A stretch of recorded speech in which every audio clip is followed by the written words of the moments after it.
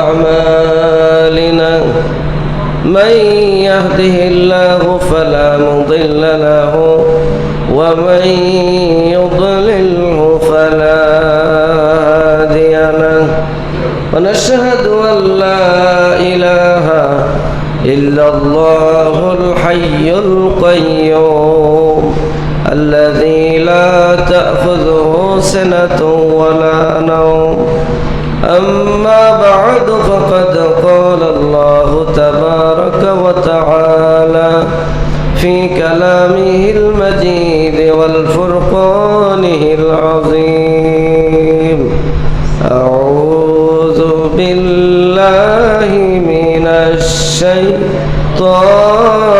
الرجيم بسم الله الرحمن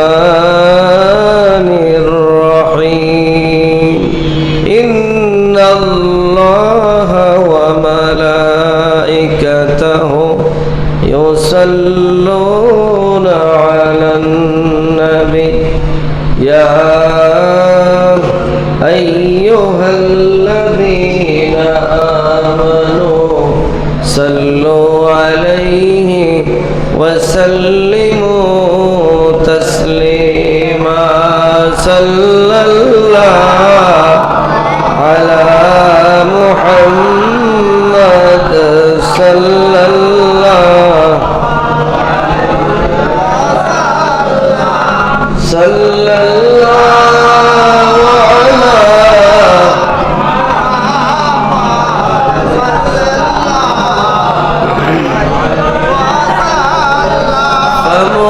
فمحمدنا هو سيدنا فالعز لنا لإجابته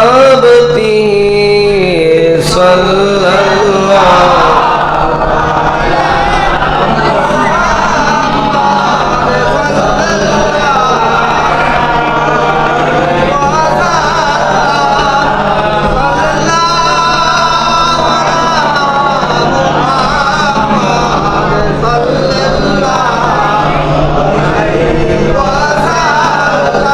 سعت الشجر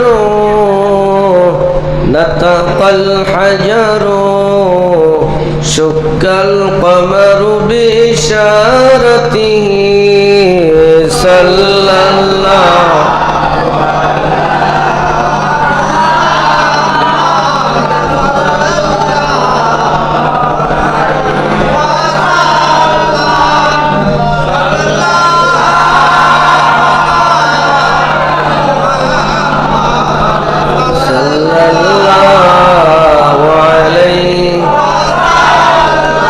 بلغ العلا بكماله كشف الدجى بجماله حسنت جميع خصاله صلوا عليه وآله لا إله إلا الله محبت لا إله إلا الله لا إله إلا الله لا إله إلا الله لا إله إلا الله محمد رسول الله صلى الله عليه وسلم الحمد لله আল্লাহ পাকের দরবারে লাখো শুকরিয়া যে মহান রব্বুল আলামিন আমাদেরকে জাগতিক সমস্ত ব্যস্ততাকে উপেক্ষা করে পৃথিবীর সর্বশ্রেষ্ঠ স্থান মসজিদে পৃথিবীর সর্বশ্রেষ্ঠ প্রোগ্রাম ঈদে মিলাদুন নবী সাল্লাল্লাহু আলাইহি সাল্লামের প্রোগ্রামে আজকের এই বরকতময় রজনী রবিউল আউয়ালের সর্বশেষ তারিখে আল্লাহ পাক রব্বুল আলামিন আমাদেরকে এই মসজিদে বসার তৌফিক দান করেছেন। এজন্য আল্লাহ পাকের শুকর আদায় করবেন আলহামদুলিল্লাহ। আজকের মজলিসের সম্মানিত সদর, সম্মানিত সভাপতি, হযরতে উলামায়ে কেরাম, অত্র এলাকার সম্মানিত মুরব্বিয়ানে ইসলাম, যুবক ভাইরা, পর্দার অন্তরালের সম্মানিত মা ও বোনেরা, ছোট্ট বন্ধুরা, আজকের এই প্রোগ্রাম ইন্তেজামিয়া কমিটির সদস্যবৃন্দ সহ আমরা যারা এখানে উপস্থিত হয়েছি, আল্লাহ পাক আমাদেরকে উপস্থিত হওয়ার তৌফিক দান করেছেন। এজন্য আল্লাহ পাকের শুকর আদায় করে বলুন আলহামদুলিল্লাহ। সম্মানিত হাজিরিন, মিলাদুন নবী সাল্লাল্লাহু আলাইহি ওয়াসাল্লাম উপলক্ষে আমরা এতক্ষণ অনেক উলামায়ে কেরামের মুখে গুরুত্বপূর্ণ নসিহত করেছি। আমরা অনুষ্ঠানের একবারে শেষ পর্যায়ে চলে এসেছি। অল্প সময়ের ভেতরেই মোনাজাত হবে। অল্প কিছুক্ষণ কথা বলবো। আমি আশা করব আপনারা যদিও অনেক কষ্ট করেছেন মাগরিব থেকে বসা, তারপরেও ধৈর্যের সাথে অল্প একটু সময় কথা আমরা শুনবো। যেহেতু এই প্রোগ্রাম তো আর সারা বছর হয় না, বছরে একদিন মিলাদুন নবী আমরা করি। নবীর জীবনের উপরে কিছু কথা বলা এবং শোনা, এটা আমাদের জন্য দায়িত্ব। আমরা এটা শুনলে আমাদের ঈমান মজবুত হবে। এই জন্য আমি কোরআনুল কারীম থেকে একখানা আয়াত নির্বাচন করব, যে আয়াতের উপরে ভিত্তি করে সংক্ষেপে আপনাদের সামনে কয়েকটি কথা তুলে ধরব। আয়াত হচ্ছে সূরা তাওবার শেষে আল্লাহ পাক রব্বুল আলামিন বলেছেন, বিসমিল্লাহির রহমানির রহিম, লাকাদ জাআকুম রাসূলুম মিন আনফুসিকুম আজিজুন আলাইহি মা আনিতুম হারিসুন আলাইকুম বিল মুমিনিনা রাউফুর রহিম। আল্লাহ পাক ইরশাদ করেছেন, তোমাদের মধ্য থেকে একজন রাসূল এসেছেন, আজিজুন আলাইহি মা, তিনি তোমাদের মুসিবত, তোমাদের কোনো কষ্ট দুঃখ পাইলে তাতে তিনি চরমভাবে ব্যথিত হন।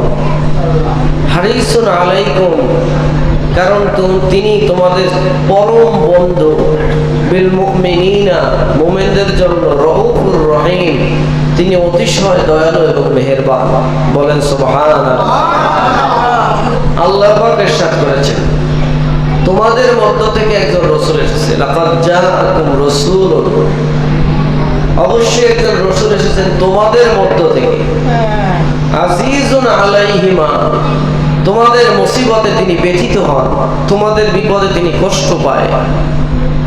হারিসুন আলাইকুম, তোমাদের তিনি পরম বন্ধু। বিল মুমিনিনা রাউফুর রহিম, আর মুমিনদের জন্য তিনি হচ্ছে অতিশয় দয়ালু এবং মেহেরবান। আরেকবার বলেন সুবহানাল্লাহ। এই আয়াত আল্লাহ পাক সূরা তাওবার শেষে বলেছেন। কোরআন শরীফের ভিতরে 114টি সূরা আছে, তার মধ্যে একটি সূরার নাম হলো সূরা তাওবা। তাওবা শব্দের অর্থ হলো ফিরে আসা। তাওবা শব্দের অর্থ হলো ফিরে আসা, মানে গুনার পথ থেকে ফিরে হেদায়েতের পথে চলে আসা। এই সূরাটা আল্লাহ নাযিল করেছেন। এই সূরায় অধিকাংশ আলোচনা আল্লাহ কাফের মুশরিকদের আযাব, জাহান্নামের আযাব, মুনাফিকদের আযাব, শাস্তি সম্পর্কে আল্লাহ বর্ণনা করেছেন। সব কিছু বর্ণনার সর্বশেষ গিয়া শেষের দুইটা আয়াত আল্লাহ রাব্বুল আলামিন আমার নবীজির কথা বললেন, দুনিয়ার সমস্ত মানুষকে জানাই দিয়েছেন, তোমরা যদি এমন একজন রাসূল যে তোমাদের মধ্য থেকে আসছে, যে তোমাদের কষ্টে তিনি ব্যথিত হন, যিনি তোমাদের বন্ধু, যিনি তোমাদের প্রতি মেহেরবান দয়ালু, এর প্রতি যদি তোমরা ঈমান আনো, তাহলে আমি আল্লাহ তোমাদের জীবনের সমস্ত গুনাহ মাফ করে দেব। আর যদি একে না মানো, ফাইন তাওয়াল্লাউ ফাকুল হাসবিয়াল্লাহ, আল্লাহ বলেছেন তাকে যদি না মানো, তাহলে আমি আমার নবীকে বললাম, হে নবী আপনি বলেন হাসবিয়াল্লাহ, আল্লাহ আমার জন্য যথেষ্ট। লা ইলাহা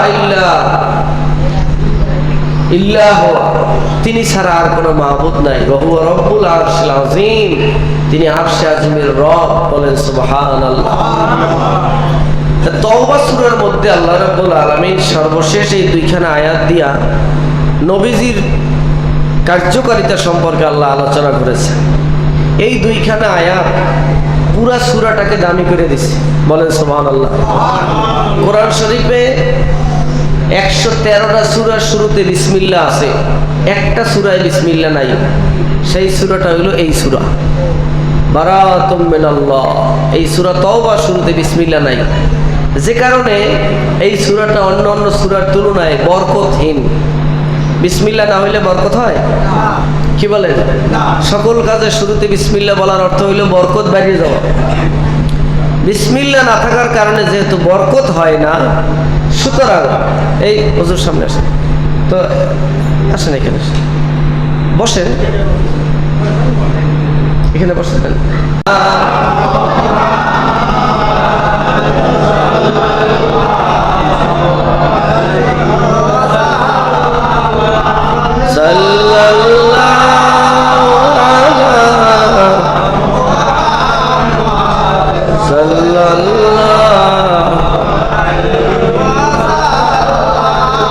সম্মানিত হাজিরিন, আমরা কথা বলছি কোরআন শরীফ থেকে, একটু খেয়াল করে শুনবো।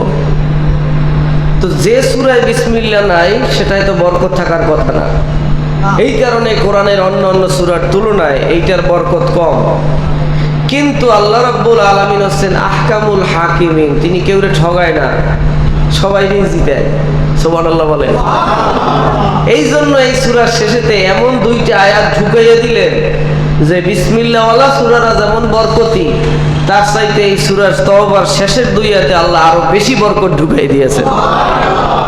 তাফসীরের মধ্যে আসছে সূরা তওবার শেষের এই দুইখানা আয়াত আল্লাহ রাব্বুল আলামিন এমন দামি করে দিয়েছেন, আল্লাহর কোন বান্দা যদি সকাল বেলায় এই সূরা তওবার শেষের দুইখানা আয়াত তেলাওয়াত করে, সারা দিনের ভিতরে যদি ওই বান্দার মওত হয়, মৃত্যু হয়, আল্লাহ রাব্বুল আলামিন তাকে শহীদের মর্যাদা দিয়া দেবে। সন্ধ্যাবেলায় কিংবা রাতে আল্লাহর কোন বান্দা যদি সূরা তাওবার এই শেষের দুইটা আয়াত তেলাওয়াত করে, রাতের মধ্যে যদি ওই ব্যক্তির মৃত্যু হয়, আল্লাহ রাব্বুল আলামিন তার শাহাদাতের দরজা দিয়া দিবে। এই পৃথিবীতে যত মৃত্যু আছে সব মৃত্যুর থেকে শ্রেষ্ঠ মৃত্যু হলো শহীদি মওত। শাহাদাতের মৃত্যুর যে মর্যাদাবান মৃত্যু আর নাই। এই শহীদের মৃত্যুর যন্ত্রণা থাকবে না, কষ্ট থাকবে না। শহীদের মৃত্যুর কারণে আল্লাহ রাব্বুল আলামিন কিয়ামতের ময়দানে শহীদ ব্যক্তির কোনো হিসাব নেবেন না। শহীদ যারা হবে কিয়ামতের ময়দানে বিনা হিসাবে জান্নাত পেয়ে যাবে। সূরা তাওবার এই শেষের দুইটা আয়াতে আল্লাহ রাব্বুল আলামিন এমন ফজিলত ঢুকায় দিলেন, আমার নবীজির প্রশংসার আয়াত সারা জীবনের, সারা দুনিয়ার মানুষ যদি এই দুইটা আয়াতকে নিজের জীবনের পাথেও বানায়, আল্লাহ রাব্বুল আলামিন তার জন্য হেদায়েতের রাস্তা খুলে দিবে। এজন্য আমি এই দুইটা আয়াত সম্পর্কে আপনাদের সামনে সংক্ষিপ্ত কথা বলে আমরা আজকে মোনাজাতের দিকে যাব। আল্লাহ রাব্বুল আলামিন বলেন, লাকাদ জাআকুম রাসূলুন মিন আনফুসিকুম, অবশ্যই তোমাদের মধ্য থেকে একজন রাসূল আগমন করেছে। নবীজির আগমনের কথা আল্লাহ রাব্বুল আলামিন কোরআনুল কারীমের মধ্যে উল্লেখ করেছেন। এমন এক বিশ্ব গ্রন্থ, মহাগ্রন্থ পবিত্র কোরআন শরীফ, যেই কোরআনের মধ্যে আল্লাহ রাব্বুল আলামিন তামাম সৃষ্টির সব কিছু আল্লাহ বিস্তারিত বলে দিয়েছেন। যে কোরআনের ভিতরে আল্লাহ সব কিছু বলেছেন, ওই কোরআনে আমার নবীর আগমনের কথা, নবীর মিলাদের কথা বলেছে। লাকাদ জাআকুম রাসূলুন মিন আনফুসিকুম, আল্লাহ বলেন তোমাদের মধ্য থেকে একজন রাসূল আগমন করেছেন। আবার অন্য আয়াতে আল্লাহ রাব্বুল আলামিন বলেন, মা কানা মুহাম্মাদুন আবা আহাদিম মির রিজালিকুম, মুহাম্মদ সাল্লাল্লাহু আলাইহি ওয়াসাল্লাম তোমাদের কারো বাবা নয়, তোমাদের কারো ভাই নয়, তোমাদের কারো আত্মীয় না। তার পরিচয় তোমাদের বাবা এটা হতে পারে না, তার পরিচয় তিনি কারো সন্তান এটা হতে পারে না, তার পরিচয় তিনি কারো নাতি এটা হতে পারে না। বরং তার পরিচয় হবে, আমি আল্লাহ রাব্বুল আলামিন বলে দিলাম, ওয়ালাকির রাসূলুল্লাহ, তার পরিচয় হবে তিনি আল্লাহর রাসূল। মুহাম্মদ সাল্লাল্লাহু আলাইহি ওয়াসাল্লামের একমাত্র পরিচয় আল্লাহর রাসূল। এজন্য আল্লাহ রাব্বুল আলামিন কোরআনুল কারীমের বিভিন্ন আয়াতে আল্লাহ রাব্বুল আলামিন যত জায়গায় নবীর কথা বলেছেন তাকে রাসূলুল্লাহ উপাধি দিয়েছেন। আদম আলাইহিস সালাতু ওয়াস সালাম থেকে শুরু করে আমাদের নবী পর্যন্ত 1,24,000 নবী রাসূল আল্লাহ পাঠিয়েছে। 1,24,000 নবী রাসূলের মধ্যে প্রত্যেকের আল্লাহ কলেমা দিয়েছেন। তার উম্মতেরাই কলেমা পড়েছে। আদম নবীর কলেমা ছিল লা ইলাহা ইল্লাল্লাহ, আদমু সফিউল্লাহ, আল্লাহ ছাড়া কোনো মাবুদ নাই।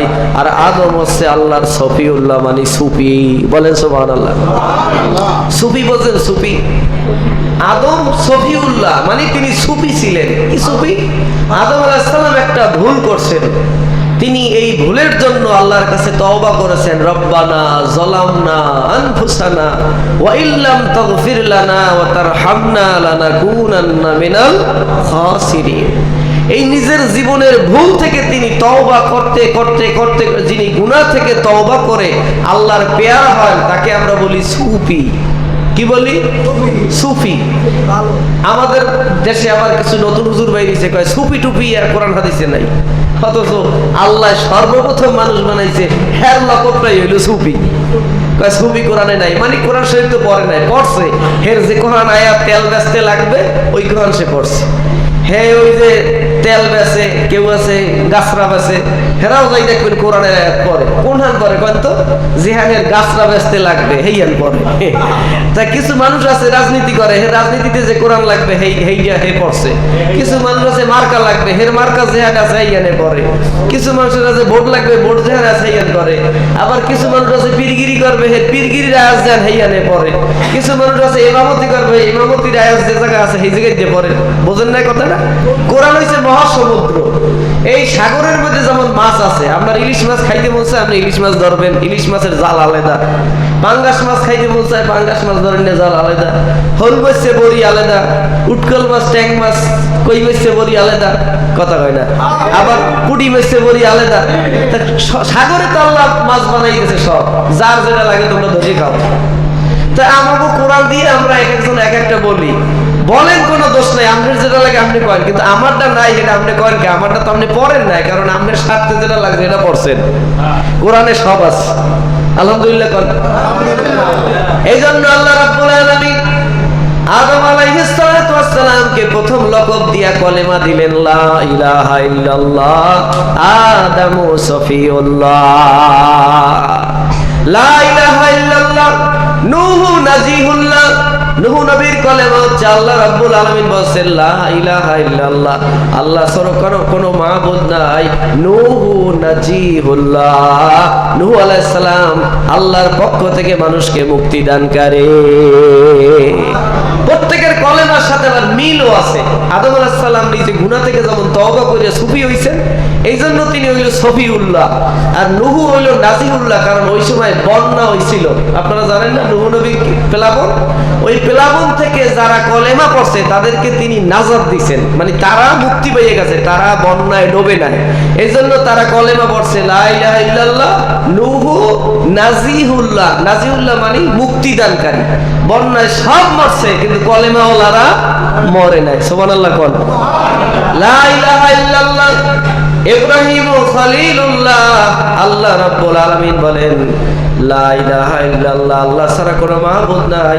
ইব্রাহিম আলাইহিস সালাম আল্লাহর বন্ধু। একটু কমাই বলে ভালো হয়, এটা বেশি হয়ে গেছে। ইব্রাহিম খলিলুল্লাহ, ইব্রাহিম নবী আল্লাহর বন্ধু। কেন? ইব্রাহিম আলাইহিস সালাতু ওয়াস সালাম জন্মের পর থেকে শুরু করে মরণ পর্যন্ত আল্লাহর সাথে বন্ধুত্ব করার জন্য খুঁজে বেড়াইছে। তাফসীরের ভিতরে আছে নবী ইব্রাহিম আলাইহিস সালাতু ওয়াস সালামকে আল্লাহ রাব্বুল আলামিন একটা পাহাড়ের, ঠিক আছে, একটা পাহাড়ের গর্তের ভিতরে জন্ম করাইলেন, ভূমিষ্ঠ করাইলেন। ইব্রাহিম নবীর মা একটা পাহাড়ে, বেশি কমে গেছে, হ্যাঁ বেশি কমে গেছে।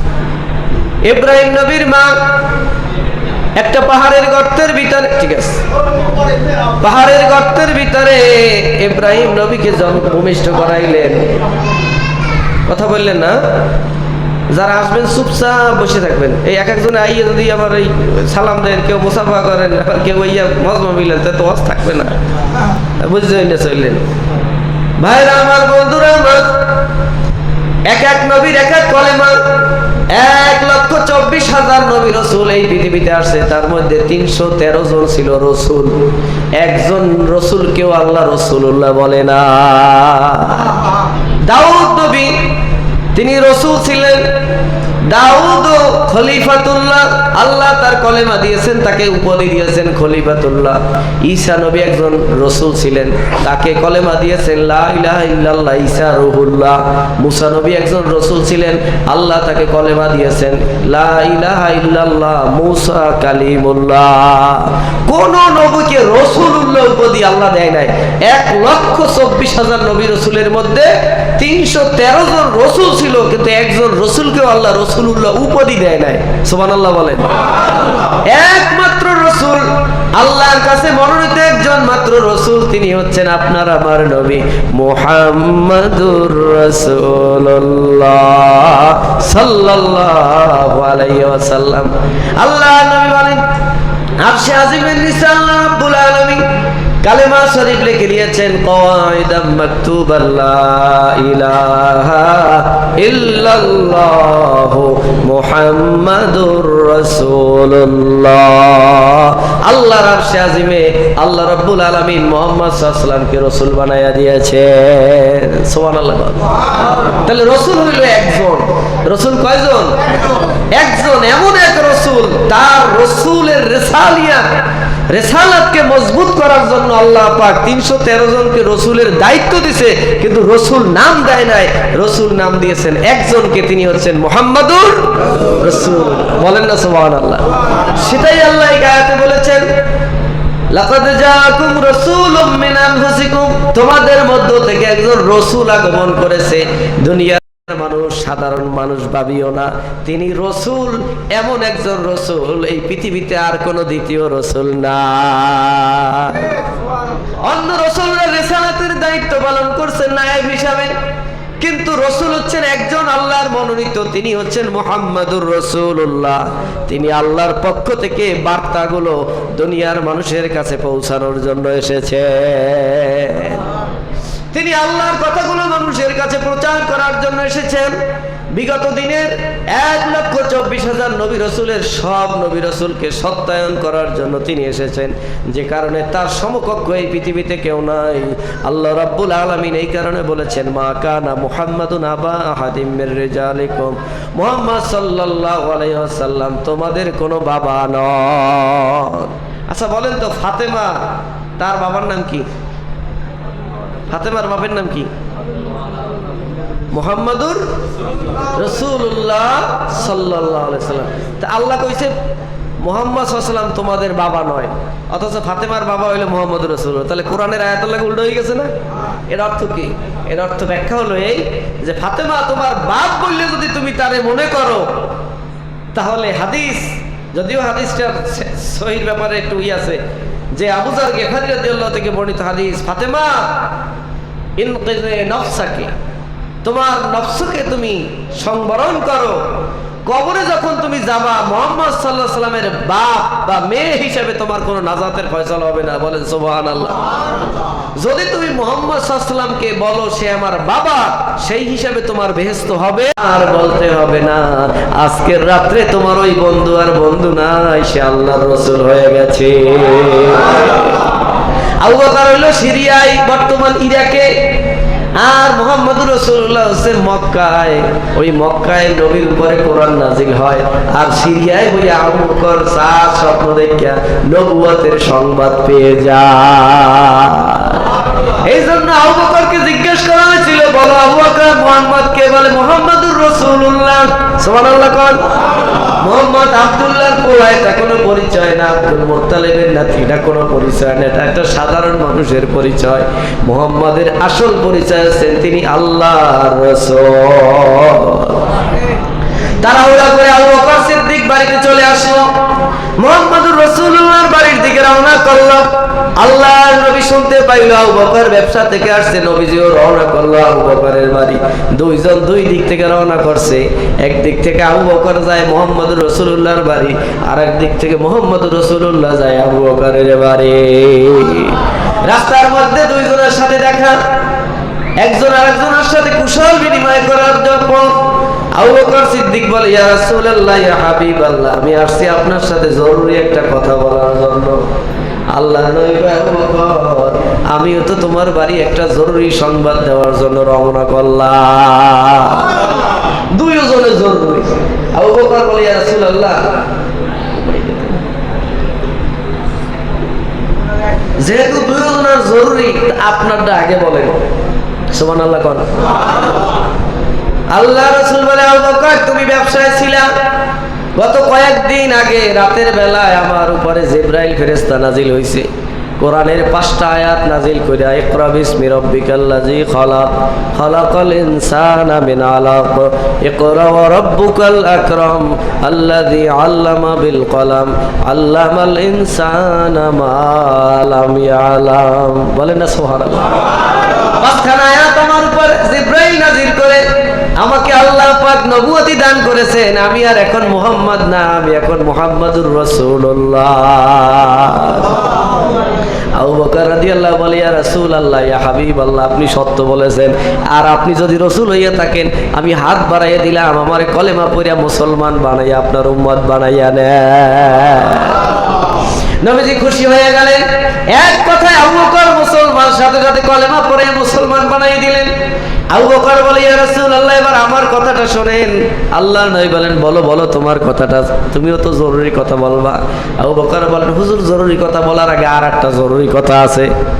জরুরি আগে আবার কি জরুরি? হ্যাঁ, জরুরি আগে হচ্ছে এমার্জেন্সি। ঠিক কথাটা জরুরি আগে কি?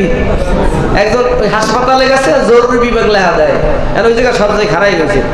ভাই আমার রুগী জরুরি, আরেকজনকে আমার তো জরুরি, আর বিস্কুট আপনাকে তো জরুরি, আমার সে এমার্জেন্সি, সরেন সাইড দেন, হে এমার্জেন্সি। আসলে তো সবই এক কথা, ঠিক না? এমার্জেন্সি ইংরেজি, জরুরি হয়েছে বাংলা।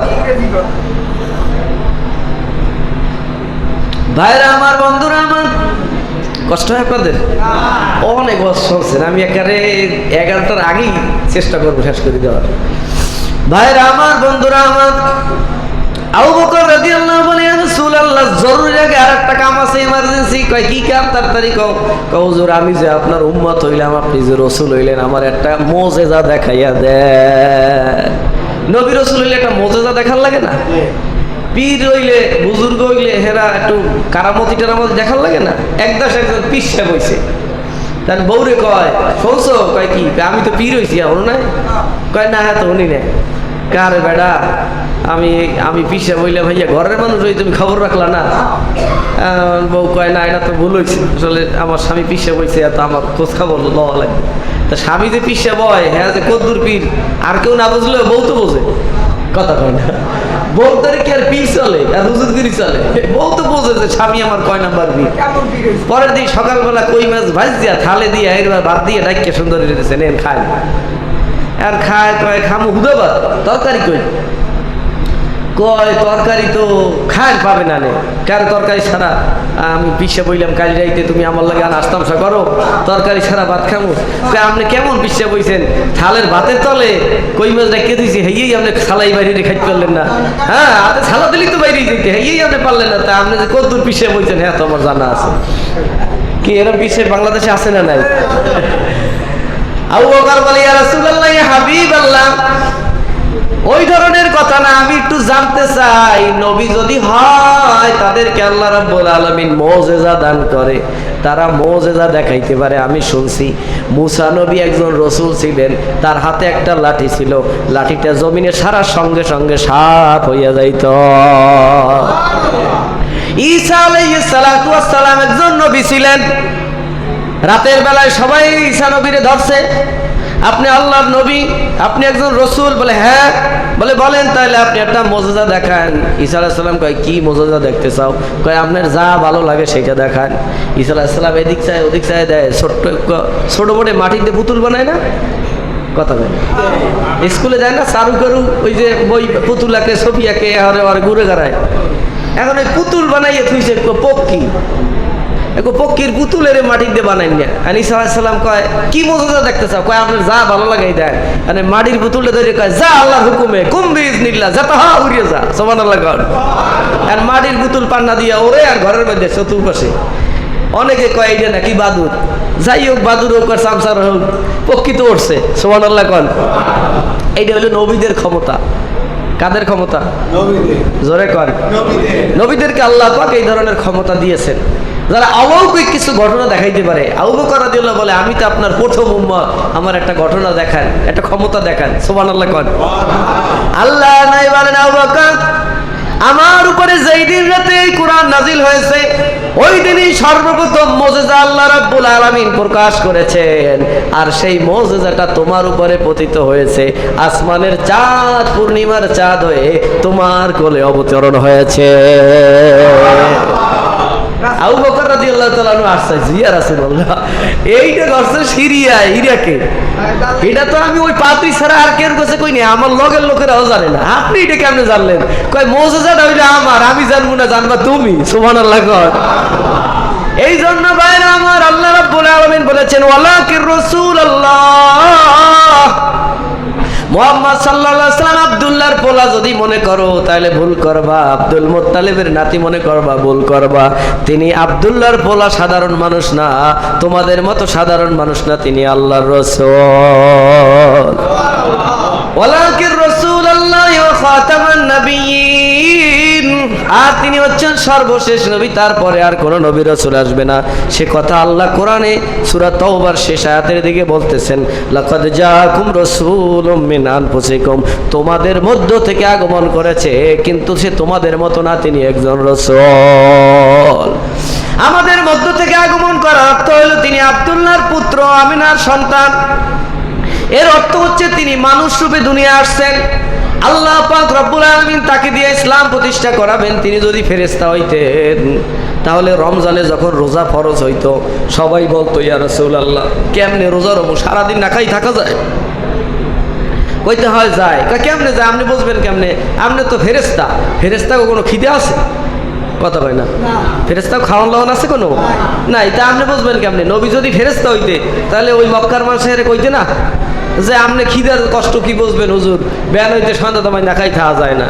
এই জন্য আল্লাহ রাব্বুল আলামিন নবীরে মানুষ বানাইয়া পাঠাইছে, যাতে তিনিও আমাদের সামনে রোজা রইয়া, ক্ষুধা লাগাইয়া, ক্ষুধার যন্ত্রণায় পেটে 3টে পাথর বাঁধে আমাদেরকে দেখাইছে যে আমি একজন মানুষ হইয়াও তোমাদেরকে বুঝাইলাম যে ক্ষুধার জ্বালায় পেটে পাথর বাঁধবা, কিন্তু হারাম খাওয়া যাবে।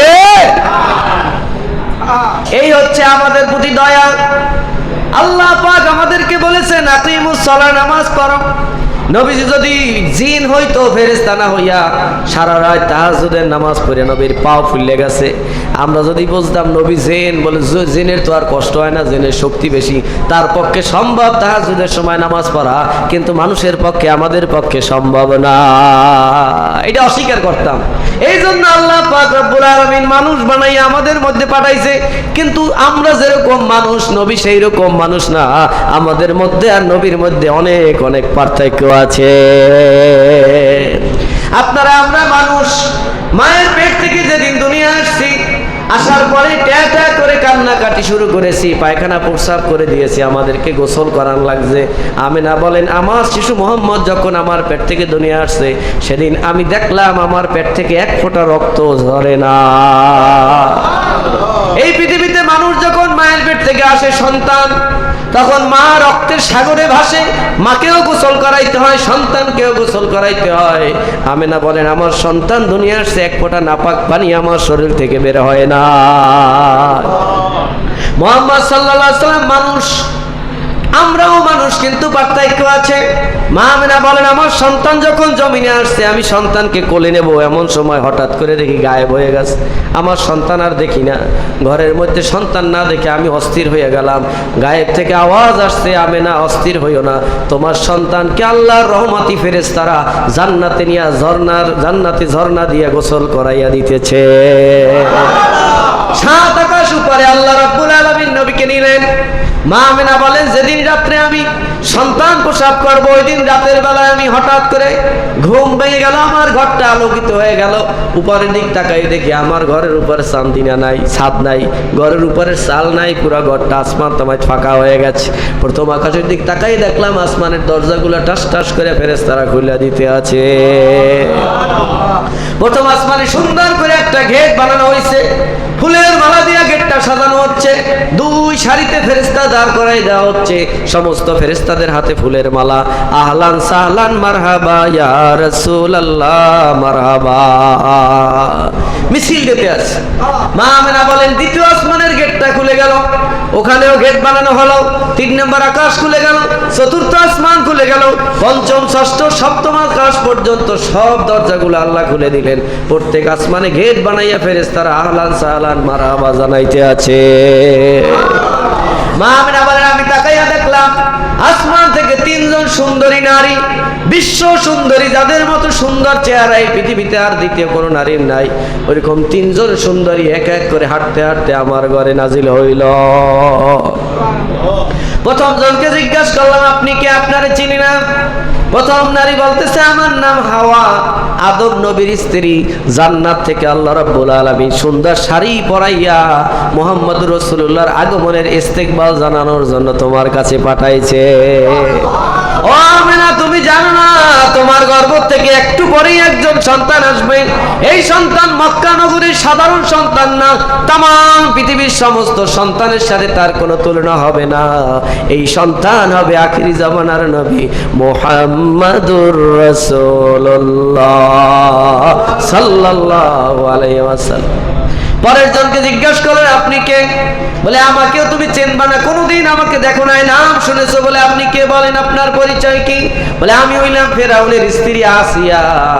জান্নাত থেকে আল্লাহ রাব্বুল আলামিন সুন্দর করে শাড়ি পরাইয়া এক একটা কাপড়ের ভিতরে এক একটা ওন্নার ভিতরে 70 থেকে 72 হাজার পাথরের চুমকি বসাইয়া, সুবহানাল্লাহ কোন। আল্লাহর নবী বলেন জান্নাতি পোশাকের উপরে যে পাথরের চুমকিগুলো বসানো হবে, একটা চুমকি যদি বিক্রি করা হয় তাহলে এই পৃথিবীকে 7 বার কেনা যাবে। জান্নাতি শাড়িতে যে চুমকি বসানো হয়, মা বোনরা যে শাড়ি পরে, 3 পিস পরে, এর মধ্যে কাজ করা শাড়ির মধ্যে অনেক সময় পাথরের মতো চুমকি চুমকি বসানো থাকে, দেখছেন না? কথা কর না। এইরকম এক একটা চুমকির দাম হবে, নবীজি বলেন জান্নাতি শাড়ির এক একটা পাথরের চুমকির দাম হবে এই পৃথিবী 7 বার কেনা যাবে। এরকম সুন্দর 72 হাজার চুমকি পরাইয়া সুন্দর শাড়ি দিয়া সাজাইয়া, একে তো বিশ্ব সুন্দরী আসিয়া, অন্যদিকে জান্নাতের সাজ সাজাইয়া ফুলের মালা দিয়ে আল্লাহ রাব্বুল আলামিন নবীর ঘরে পাঠাইয়া দিয়েছে। মা আমেনা বলেন কেন আসছেন, বলে আল্লাহ নবীর খেদমতে হাজির হয়েছি। 3 নম্বর জন আপনি কে, বলে আমি ঈসা নবীর মা মরিয়ম। আল্লাহ রাব্বুল আলামিন জান্নাতের শাড়ি পরাইয়া সাজাইয়া গোছাইয়া বিশ্ব নবীর দাসী বানাইয়া তোমার কাছে পাঠিয়েছে। এই 3 জন উপস্থিত এমন সময় নবী দুনিয়া আসলেন। মা আমেনা বলেন হঠাৎ করে আমি যখন দেখি আমার সন্তান গায়েব হয়ে গেছে, সন্তান দেখি না, আমি যখন অস্থির হয়ে গেলাম, তারা বলতেছে আমেনা অস্থির হইও না, তোমার সন্তানকে রহমতের ফেরেশতারা জান্নাতি ঝর্ণা দিয়া পাল্লা দিয়া গোসল করাইতে আছে। গোসল করাইয়া জান্নাতি কাপড় পরাইয়া হাঁটু থেকে নাভি পর্যন্ত সাদা রঙের সুন্দর একটা পোশাক পরাইয়া আল্লাহ রসুলকে মা আমেনার কোলের মধ্যে যখন আইনা ফেরেশতারা হাজির করলো, মা আমেনা বলেন আমার কোলের মধ্যে সন্তান না, জানো আকাশের পূর্ণিমার চাঁদ হাজির হয়ে গেছে। طلع البدر علينا من ثنيات الوداع وجب الشكر علينا ما دعا لله من يرى وجهك يسعد يا كريم الوالدين حوضك الصافي المبرد وردنا يوم النشور طلع البدر علينا من ثنيات الوداع وجب الشكر علينا ما دعا لله داع سبحان الله বলেন মারহাবা, বলেন মারহাবা।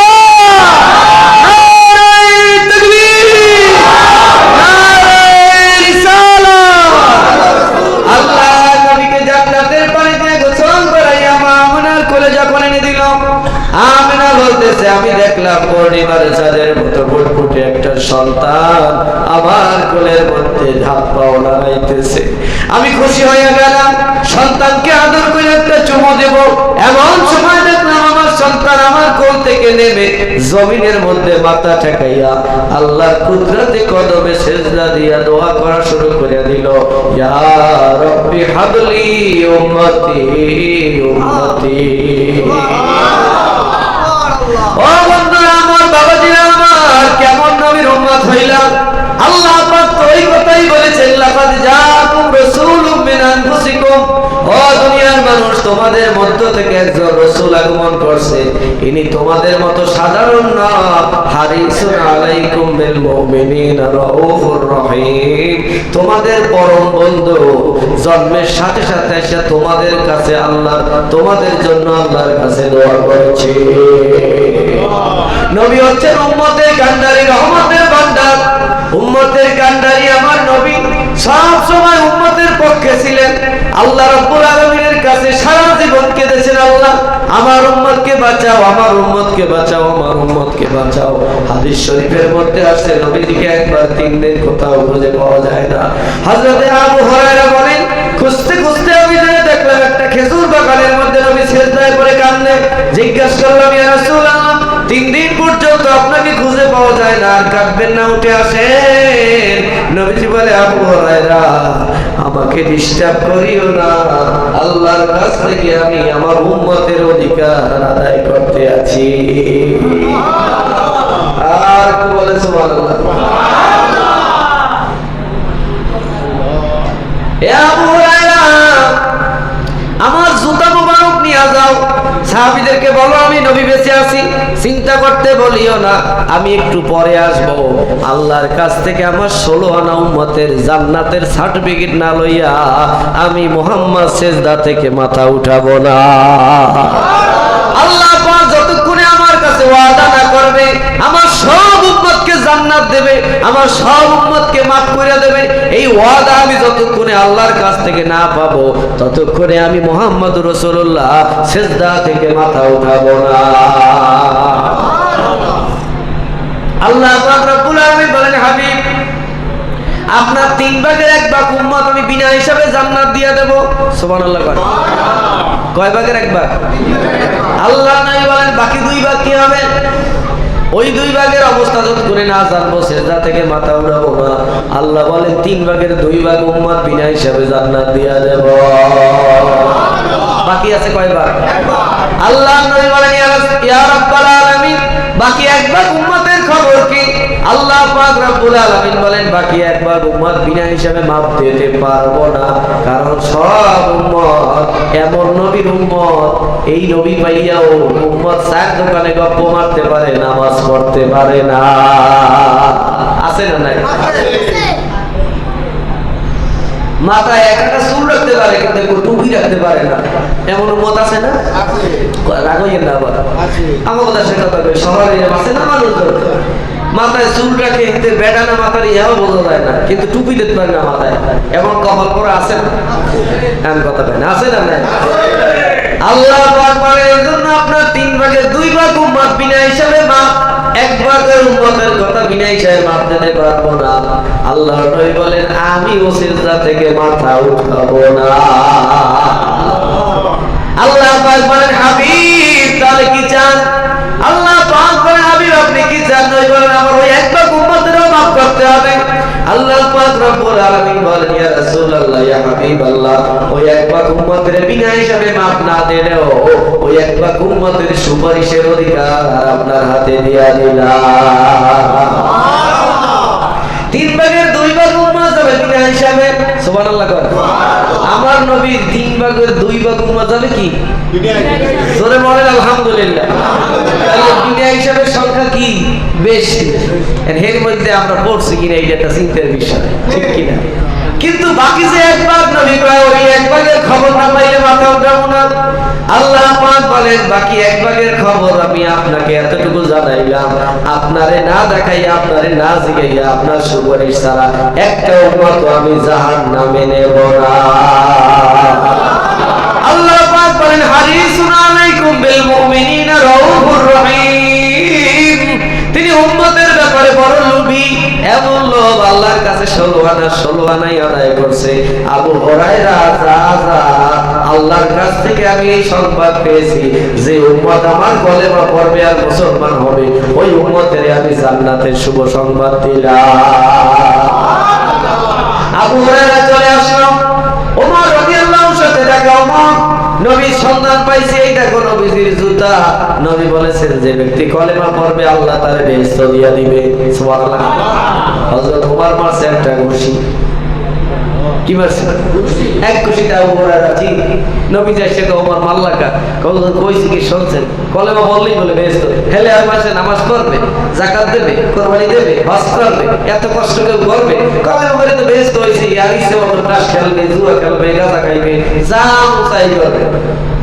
আল্লাহ ওমর, তোমার কথা ঠিক আছে, তোমার যুক্তিও ঠিক আছে, কিন্তু আমার যে উম্মত হবে, আমার বিশ্বাস আমি আল্লাহর নবীরে তারা আল্লাহর সামনে বেইজ্জতি করবে না।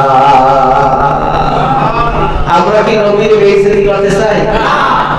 নবীর মুখ উজ্জ্বল হোক, আল্লাহর সামনে নবী প্রশংসায় আত্মবিমুখ হোক, নবীর মর্যাদা আল্লাহর সামনে বারো বেগে চাই। কে কে নারায়ে তাকবীর!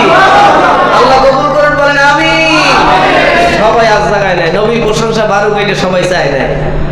আমরা কে চায় না আল্লাহ জানে, বুঝে নাই। তাহলে আরেকবার আজ জায়গায় চাচা যখন কইছে বোঝে নাই, নারায়ে তাকবীর! আলহামদুলিল্লাহ, ঠিকই কইছে, বোঝে নাই। এবার সবাই আজ জায়গায় নবী আমাকে কারণে বেইজ্জতি হোক, এটা কি আমরা চাই? না। এখন আপনার বাপে মসজিদের ইমাম, মনে করেন আপনার বাপে এলাকার চেয়ারম্যান, আপনি গাজার পোটলা লইয়ে ধরা পড়ছেন দারোগাতে। দারোগা আইয়া চেয়ারম্যানের সামনে কয়, দেখেন স্যার এই তিনটারে ধরে আছি, ওগায় বাড়ি দিতে আছে, টাস টাস আর চিল্লাইতে আছে। এখন চেয়ারম্যানের মুখ আছে? ওই ওর মধ্যে যে একটা চেয়ারম্যানের বলা, হ্যাঁ তার দারোগা যাবে না, হে তো বামাই গেছে ঢকমত। চেয়ারম্যানের তো জিব্রে কামড়তেছে, ওদিকে কইছে তো হিন্দে শেষ। হারে পোলাটা করলি, কামটা করলি কি? দারোগার সামনে আবার মান সম্মান থাকবে? কথা কয় বাবা।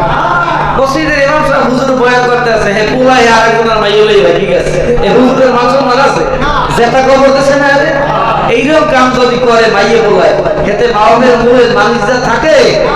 আল্লাহ নাই বলেন, আমার উম্মতের প্রতি আমার বিশ্বাস আছে, আমার উম্মত আমারে বেইজ্জতি করবে না। কিয়ামতের ময়দানে আপনারা আমরা যখন দাঁড়িয়ে যাব আমল নামায়, ওই সময় যদি দেখে আমল নামায় 5 ওয়াক্ত নামাজের 3 ওয়াক্ত আছে, 2 ওয়াক্ত নাই, আল্লাহর নবী শরফ পাইবে কি পাইবে না? এত কিছু করলাম যে উম্মতের জন্য, এই উম্মতি 5টা ওয়াক্ত নামাজ পড়লি না, কামটা করলি কি? সারা দিন ধরে জামা চাইয়া কর, 5টা ওয়াক্ত নামাজ সারা দিনে পড়লি না, এমন কামটা করা হইতে উচিত হইবে? বলেন। আমাদের উচিত হবে যে এই নবী আল্লাহর কাছ থেকে যেমন 16 আনা সব 3 ভাগে আদায় করে আনছে, আমাদের কাজ হবে এই নবীর মর্যাদা যাতে ঠিক থাকে। এই জন্য নবী ইন্তেকালের সময় বলে গেছে, উম্মত আসসালাত আসসালাত আসসালাত, নামাজ নামাজ নামাজ। যদি নামাজ 5 ওয়াক্ত ঠিক মতো পড়তে পারো আর জীবনে যদি কেউ ক্ষতি না করো, তাই আমি নবী ওয়াদা করলাম তোরে আল্লাহর সামনে কেমনে হারাইয়ে নেওয়া লাগে এটা আমি বুঝবো। কোন সুবহানাল্লাহ। কেমনে হারাইয়ে নেবে একখান হাদিস বললে আলোচনা শেষ করবো, কষ্ট হবে না তো? 2-4 মিনিট সময় নেব। নবীজি বলেন, আল্লাহর সামনে আমি দাঁড়াইয়া যাব, আল্লাহ পাক রব্বুল আলামিন 3 ভাগের 2 ভাগ উম্মত বিনা হিসাবে জান্নাত দিয়া দেবেন। সুবহানাল্লাহ। বাকি 1 ভাগ উম্মত যারা থাকবে, আল্লাহর নবী আল্লাহর সামনে দাঁড়াইয়া বলবে, রব্বুল আলামিন ওই 1 ভাগ পাপিষ্ঠ উম্মতের আমলনামাগুলো আমার হাতে দাও। আল্লাহ রাব্বুল আলামিন ওই আমলনামা দিয়ে বাইসে কিছু আমলনামা নবীর হাতে দিবেন, অল্প কিছু আমলনামা নবীর হাতে দিয়া কবে এই গুলোই বেহেশতে যাও। নবীকে আতা ওই দিয়ে একটা ট্রেক আছে, এই পিছনে লাইন দেওয়া আমার উম্মত খারাই দিয়েছে, হে কথা কই? আল্লাহ পাক বলেন, হাবিব এগো আমলনামা দেওয়া যাবে না। কয় কে? কয় ডেইলি 5 ওয়াক্ত নামাজ না পড়িয়া হে 7 ওয়াক্ত বিড়ি খাইছে। নামাজ কয় ওয়াক্ত? 5 ওয়াক্ত। আর বিড়ি খাইছে কয় ওয়াক্ত? 10 ওয়াক্ত। ডেইলি 10টা বিড়ি খায় এমন মানুষ আছে না? তাই 5 ওয়াক্ত নামাজ করার সময় পায় না, কিন্তু 10 ওয়াক্ত বিড়ি খাইছে। এই আমল নামাজ যদি আপনার দ্বারে দিই, তা ওই যে চেয়ারম্যানের সামনে এর পোলা গাজালই ধরা পড়ছে, এই পালা হবে না? কথা কন না কা? আমার উপর মনে হয় খুব খেপতে আছেন আপনারা। আল্লাহ আমি আপনি কথা কই না ভাই, এটা সে মানুষ সব ভালো, ওই জালকাড়ি শহরটার ওদিকে খারাপ মানুষ আছে না, এক কথা কইতে আছে। চেয়ারম্যান যেন বেইজ্জতি দিতে পারবে, আল্লাহ কয় আমি যদি এখন আমল নামাজ দিই হেলি আপনি এই বেইজ্জতি দিতে পারবেন, আপনার মান সম্মান রাখতে পারবো না।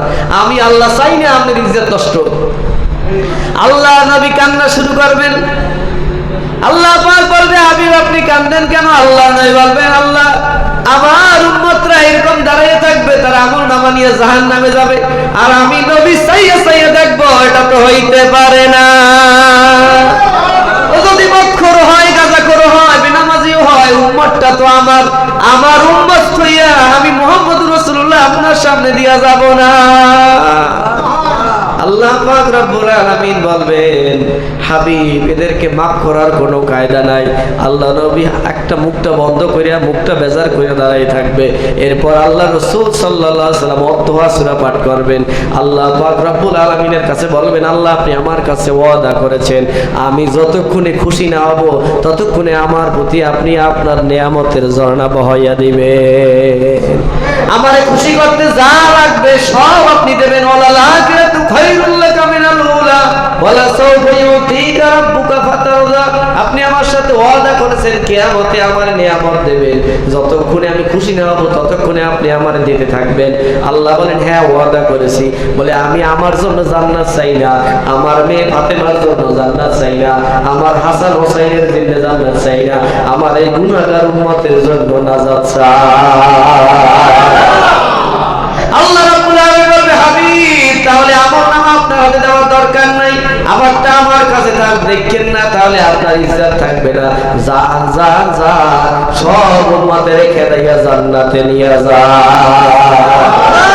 আল্লাহ নবী সব উম্মতকে দুই হাত দিয়ে খেদাইয়া খেদাইয়া জান্নাতের মধ্যে ঢুকান শুরু করবে। নারে তাকবীর!